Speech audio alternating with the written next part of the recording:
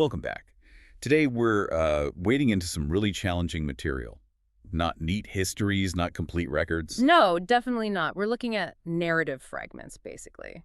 Raw memories, chaotic accounts from a really dark time, the Bleak Seasons.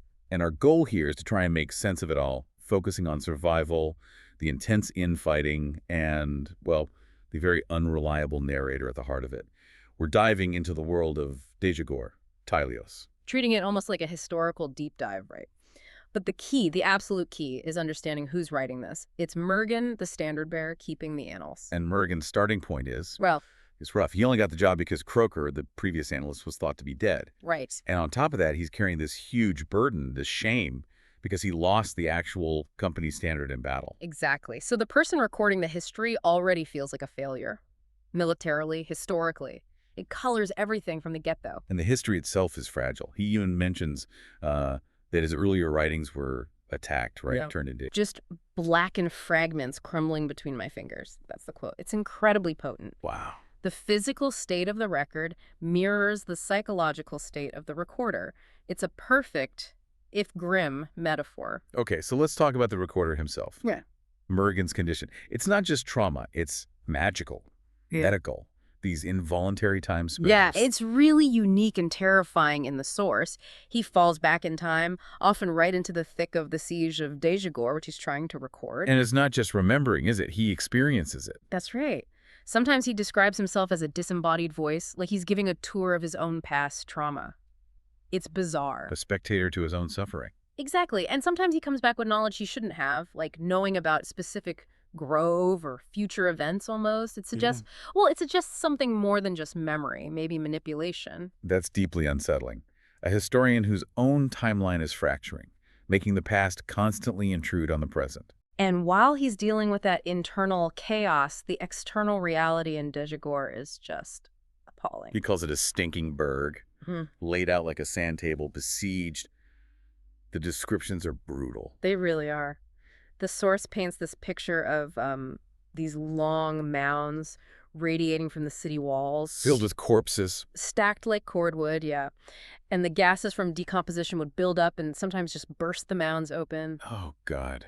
The smell alone. Unimaginable. And the people still inside, the Jakruri, the Knowing Bao, they're trapped in this. Disease, starvation, constant fear, and the company itself is divided. How do you even think straight in that environment, let alone write history? That's the central question, isn't it? Murgen's trying to build a record while immersed in decay and sickness. The history itself is compromised from the start. Which leads us directly to the internal rot. The split within the Black Company itself. Right. The external enemy is bad enough, but the internal conflict might be worse. You've got the old crew, Murgen, Croaker's faction, the pragmatists. The ones who see the company as this sort of big unhappy family trying to survive. Exactly. And then you have the Nar faction, led by Mogaba. Describe Mogaba. The sources paint quite a picture. They do. 6'5", all bone and muscle, radiating this intense, unshakable conviction. For him, the company isn't just mercenaries. It's a religion. Pretty much an ages-old holy crusade. And critically, he believes sorcery is wicked, dishonorable. Which is a massive problem, considering wizards like Goblin and One-Eye are part of the old crew and, frankly, essential for survival. A huge contradiction. It sets up this fundamental clash. Gritty survival versus rigid ideology. And Mogaba's ideology fuels some truly shocking betrayals during the siege. He's in command in Dejagor, right? Yeah. With a mix of company soldiers and Taglian legionaries. Yes, about 69 company men, old crew and Nar mixed, and 10,000 poorly trained Taglians. And the first betrayal. Resources. He lied about supply. Absolutely. Hoarded them in the Citadel, told Murgen and others they were facing starvation, just blatant manipulation. But that pales in comparison to what he planned next, using the enemy. To do his dirty work, yeah. He decided to lessen his problems by letting Southerners do his knife work. Meaning he planned to let the Shadowlander invaders attack a specific part of the city. Precisely. Funnel them right through the Nueng Bao quarter. Eliminate people he saw as resource-gulping undesirables. Ethnic cleansing disguised as military necessity. And what's really damning is that his own Nar officers, Ochiba and Sinda, objected strongly. They saw it as dishonorable, but Mogaba overruled them. So his fanaticism trumped even his own faction's code. It seems so. It raises the question, doesn't it? Is he a true believer, or is the ideology just a convenient excuse for power plays and purging? Especially since he despises sorcery, yet his plan involves, well, enabling the enemy, which feels incredibly dishonorable. The contradiction is stark. He framed it as purification, though. He'd already thrown hundreds off the walls, rebels, the sick, anyone who couldn't contribute to his vision. Non-contributor. Right. This mindset directly leads to that horrific attack on the Nuang Bao after the flood. And that's where Murgen suffers a terrible personal loss. It really shows the danger of when a pragmatic group, like a mercenary company, turns into something like a religious cult, doesn't it? It demands self-destruction for purity. Perfectly put. Meanwhile, outside the walls, you have the Shadow Masters applying pressure. Shadow Spinner is leading the siege. Long Shadow is elsewhere, building his fortress at Overlook. And Howler, the sorcerer on the flying carpet. A pretty formidable lineup of enemies. Then comes the flood, unexpectedly. Yeah, a massive game changer.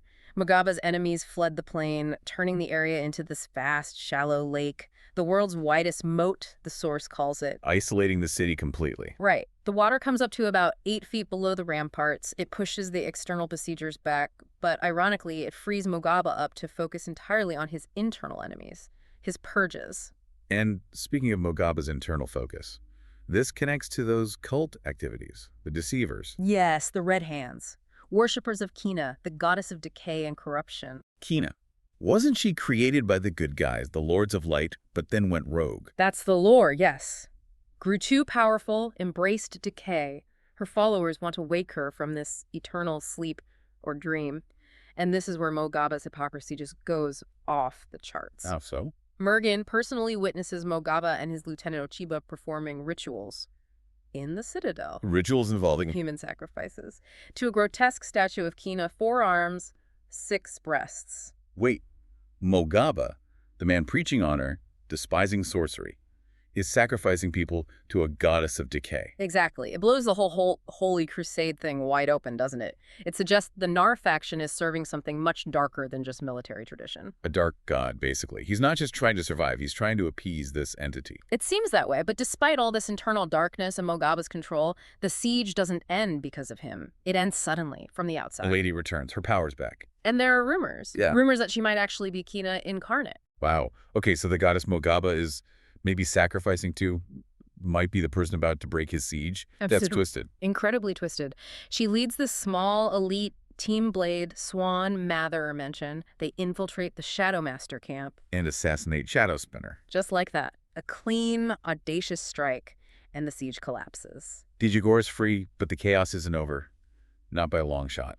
Croaker reappears. The old man returns from the dead, essentially. Says his survival was a long story. Classic Croaker understatement, probably. But his return coincides with more tragedy for Murgen, doesn't it? Back in Taglios. Yeah, Murgen gets captured, tortured by deceivers. He's rescued, but while he's recovering, there's an attack aimed at Croaker. Who had just moved out. Hours before. Oh. But the attack hits the apartment, and Murgen's wife, Sarah, is killed. God. He loses his history, his sanity is under attack from these spells, and now his wife.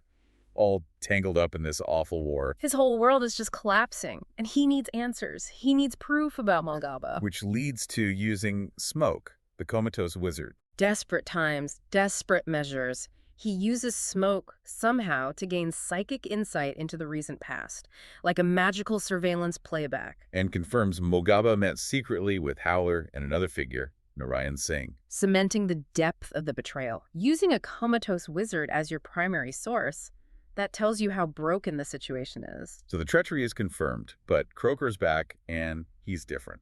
More intense. Definitely. He seems almost energized by his near-death experience. Yeah. He immediately orders this aggressive winter campaign against Long Shadow. Long Shadow, the last Shadow Master standing, holed up in Overlook. Right. Croaker thinks they need to strike now, while the enemy is potentially weakened by an earthquake that happened. And Long Shadow is depicted as being terrified of the dark, despite being a Shadow Master. That's the irony. He's building this fortress, Overlook, believing it will make him untouchable, master of the world, safe from the very darkness he supposedly commands. So Croaker's pushing the company forward relentlessly. But the biggest threat, the underlying mystery, it comes back to Murgen's spells. And to Soulcatcher, Lady's sister.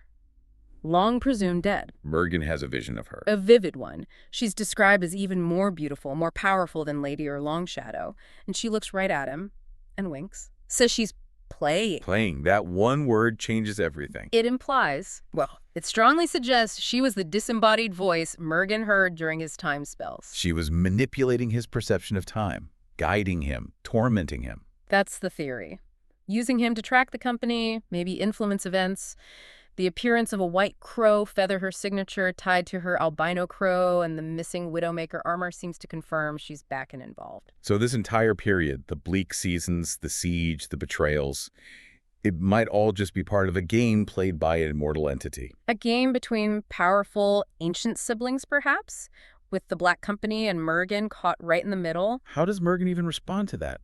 Knowing his reality, his history, is being actively manipulated. He tries to fight back. The source mentions him attempting a psychic raid on her suspected hideout, and he keeps writing. That's his weapon. Writing the Annals becomes an act of defiance against cosmic manipulation. Exactly. It's not just record keeping.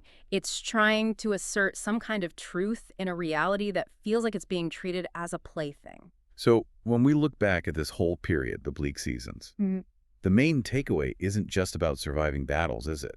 No, not at all. It's about surviving internal collapse, treacherous leadership, and maybe most terrifyingly, surviving being pawns in games played by forces beyond comprehension. The truth itself is fractured, subjective, traumatic. In Murgen's job, it's almost impossible. He lost the symbol of the company, the standard. He lost his wife. His first attempt at writing the history literally crumbled in his hands. And yet he has to start again. Immediately. Rewrite the history he just lived through, knowing his own memory is flawed, knowing powerful people like Croaker, Lady, Mogaba, and now Soulcatcher. They all see the company as just a means to an end. Their end. The text suggests his role is more than just writing things down. It's about reminding the captain he's not a god, recording the truth about the soldiers of darkness. Right. It poses a fundamental question, really. What power does the historian, the keeper of the record, actually have when the past is this chaotic, this contested, this actively manipulated, when the record itself might be the only fragile barrier between brutal reality and dangerous myth?